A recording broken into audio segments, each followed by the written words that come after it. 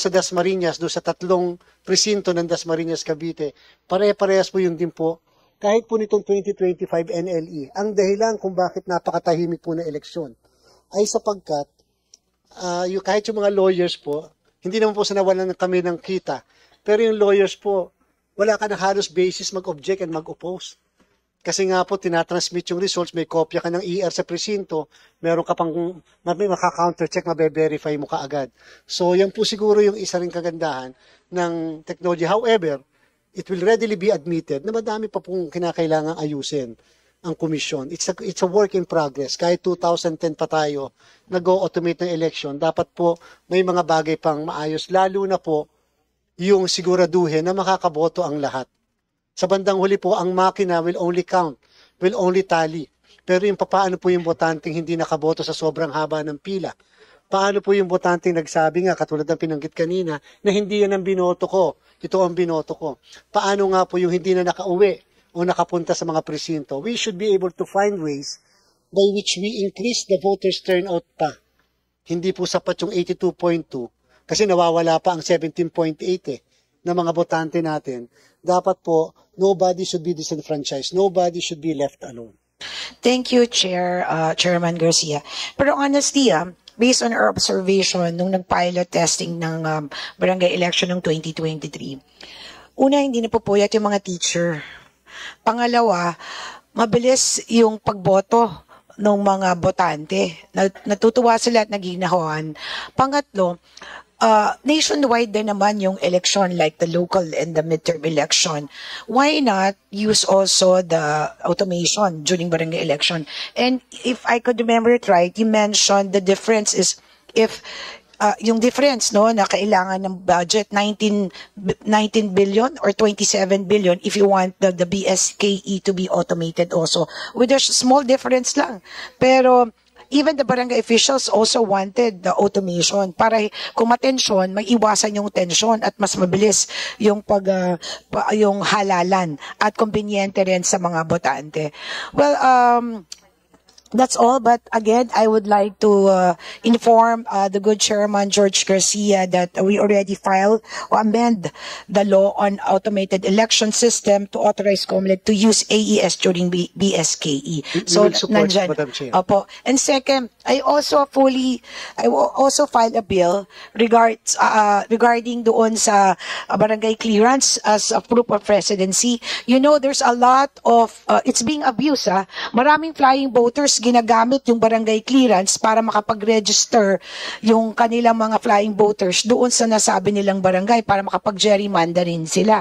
So, I agree with you. That should be prohibited na ang barangay clearance should be a proof of residency to be registered as one of an ID or valid ID na magagamit nila to be registered. So, Chair, I agree with you with that. So, abangan din natin. And of course, I'm looking forward that you will also suggest a lot of will suggest to us in Congress bills that will help reform yung ating omnibus election code that maka-adapt sa kailangan ng panahon natin. So with that, Mr. Chair, I would just like to manifest my full respect and support to our Chairman COMELEC, Sir George Garcia. Sir, bilib ako sa'yo at saka totoo naman magaling ka talaga. Ay, hindi po. Yung commission po, yung mga kasamahan natin po. Sila po yun. Maraming salamat po, Madam Chair. Thank you very much, Representative Copilar. Chair George, just wanted to quickly check in. You've been at it since 9:30 a.m. po, and you've been here since 6:30. So I'll provide the COMELEC family with a quick break, if that's okay po. Perhaps I haven't seen anyone also grab a bite for lunch. So we'll break lang po, Chair, if it's okay, mga 10 to 15 minutes for everyone to be able to grab a bite and take a break po. If that's okay with Chairman Garcia and the members of the committee. Pero okay lang din po kami, Madam Chair. Okay lang po. Okay lang po, Madam Chair. We have 7 more interpellators po, Chairman Garcia. So quite a lot pa po. We have 7 more. Okay lang din po, okay. Madam Chair.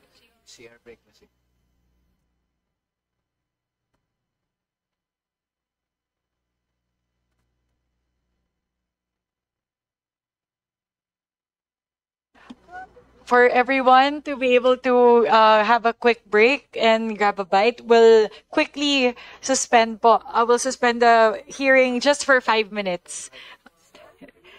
Briefing is suspended. The Honorable Representative Antonino Roman. Good afternoon po, Chairman Garcia. I hope you enjoyed your lunch.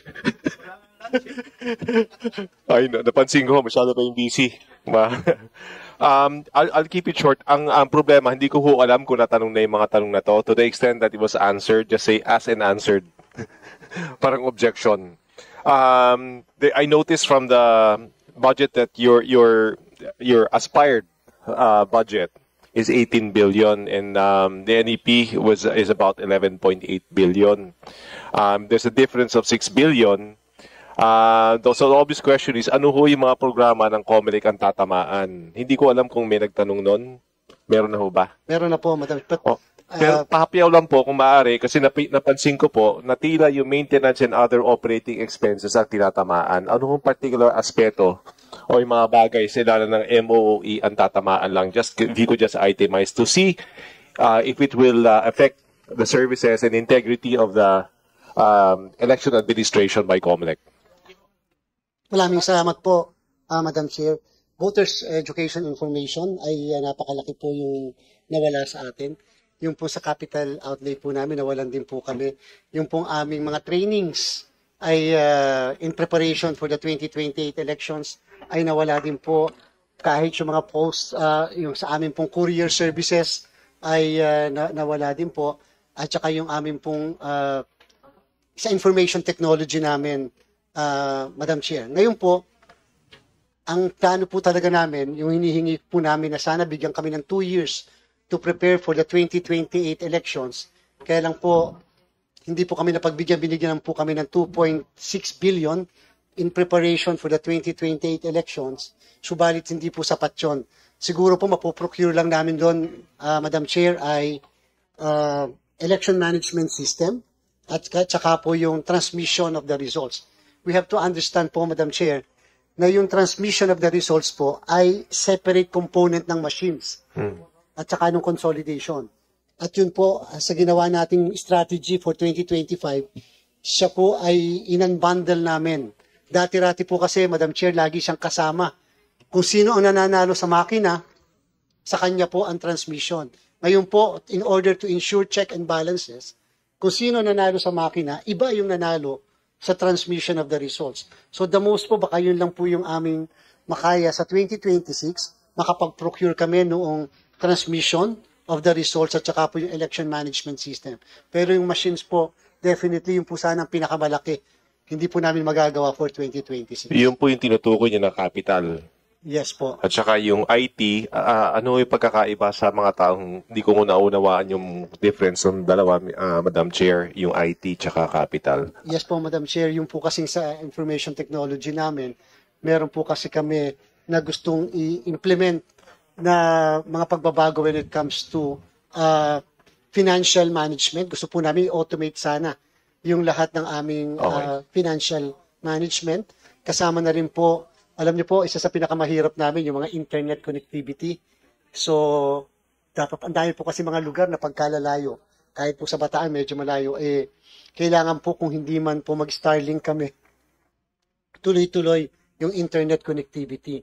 Pero yung mukha po yung ganon, masasacrifice din po, Madam Chair. Madam Chair, meron ba kayong balak na, o gumagamit ba kayo ng mga mobile centers para sa mga lugar na mahirap abutin? Ang problem po natin, Madam Chair, yung batas. Una po, hindi kami basta pwede maglipat ng registration or yung pagboto except in the place na malapit sa botante. Hindi po namin sila pwedeng ilipat ng napakalayo yung halimbawa po, i-recluster namin o i-decluster o clustering ng mga presinto. Baka po kasi dati-rati naglalakad lang sila, this time sasakay sila. So, the voting will still be in the elementary school or in the school na nando sa barangay kung saan po malapit yung mga botante. Yung pong mga, for example po, yung nasa Bataan, kahit sa Pampanga, na mga lugar na may mga IT, Dinadala na po namin yung presinto sa kanila. Sa halip na dati-rati, Madam Chair, ay sila mismo ang bumababa. Naglalakad sila ng 1 to 1.5 hours para lang makatano. But then we need legislation. Mukhang hindi po kakayanin ng technical lang o operation.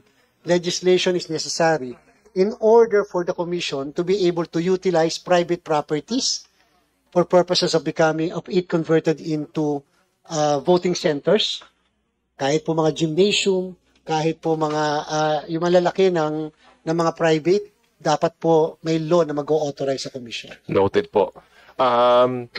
Itong nakarang halalan, nagkaroon po kayo ng partnership with TikTok. Kasama din po yung Facebook. Tama po ba? Ay, opo. Yung po malalaki. Yung Instagram, kasama rin po ba?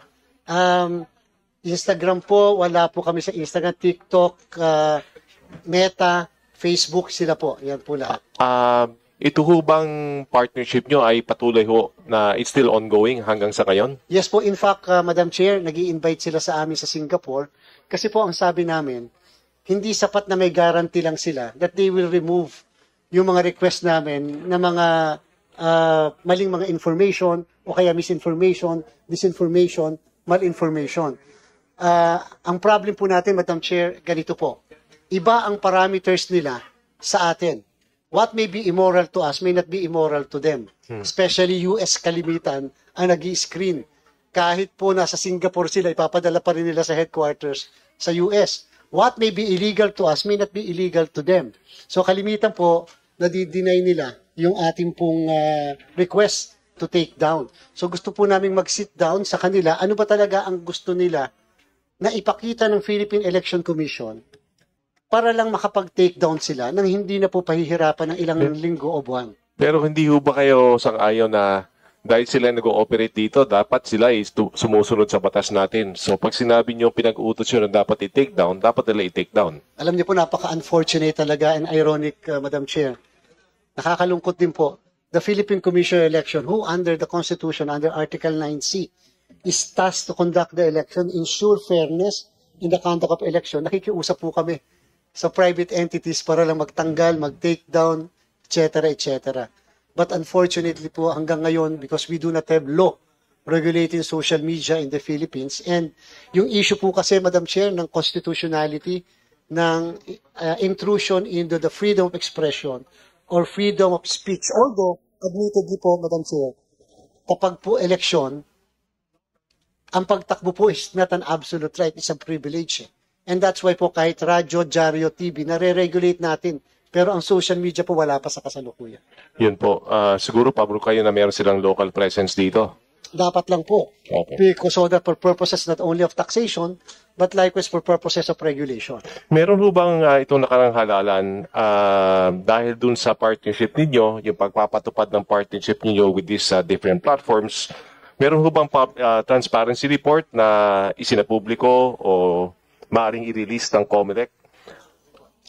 Yung resulta ng mga, halimbawa, may mga takedowns na ginawa ng mga platform alinsunod sa pakiusap ninyo, meron ho bang some kind of official reporting na masisiri po ng publiko? Yes po. Yung pong ipinaprepare lang po namin yung report to the Congress and to the President. Sasama po namin yon. Meron pa kaming Task Force KKK, Katotohanan, Katarungan sa Halalan. Yung po ang nag-collate ng lahat ng ito, and we will be consolidating everything for purposes of submission. What was taken down, what were taken down, and what were not taken down. Yung meron ho sa budget ninyo, yung tinatawag na software and procedures, naglaan po ng 791.4 million. Ano ho yung saklaw nito? Yan po lahat yung sa regular operating requirements po kasi namin yon. Siyempre po yung mga requirement namin sa connectivity, at saka yung meron po tayo sa DBM, yung ISSP na tinatawag. So, pati po yung sa, Madam Chair, yung napansin niyo po, yung machine namin, sobrang tagal na po yun. Yung voter registration machine namin, hindi po kami makapag-procure ng bago. Gusto po sana namin mga bagong yung mga makina. Kaya po yung nagtatagal minsan sa pagpaparegister, dahil yung pong sira na po hindi na po namin kinakailangan mapalitan po lahat yun. Kasama po yan doon sa budget. Yung digital monitoring o kaya AI detection tools na kung gumagamit kayo nun, kasama po para sa software and procedures? Sa kasalukuyan po, wala pa po kami tungkol dyan sa